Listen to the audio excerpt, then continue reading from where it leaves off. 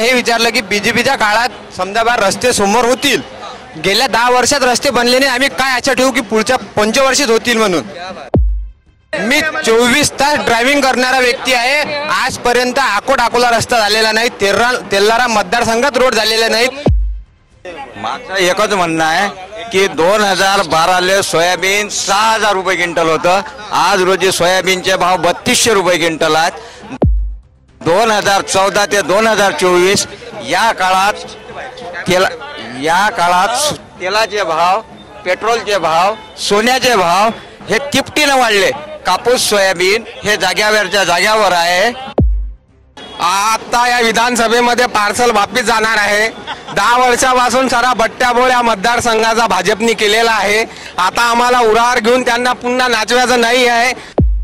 राहिला काँग्रेसच्या उमेदवाराचा प्रश्न, तर काँग्रेसचे उमेदवार यांचे ओले मिनिस्टर होते त्यावेळेस काय दिवे त्यांनी लावले हे जनतेने बघितले आहे।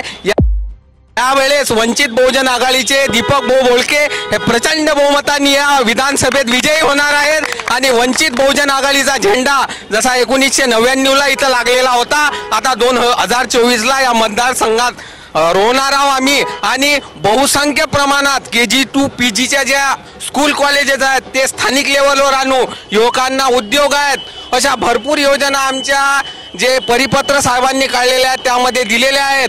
आणि हे जे आमचे विरोधक पक्ष आहेत ज्यामध्ये प्रहार आहे, तराळे साहेब आहेत, हे सगळे मिलीभगत आहेत, एकाच माळीचे सारे मनी आहेत, हे सर्व वंचितला हरवण्यासाठी इथे आलेले आहेत। पण वंचित बहुजन आघाडी आता हरणार नाही, यांना हरवणार आहे, एवढंच आम्ही इथं सांगतो। मला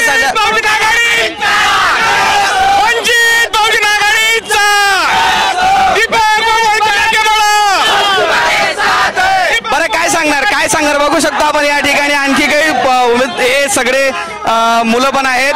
आणि या ठिकाणी आपण बघू शकतो की हा जो माहोल आहे त्यांचा हा फक्त वंचित साठी बनलेला आहे।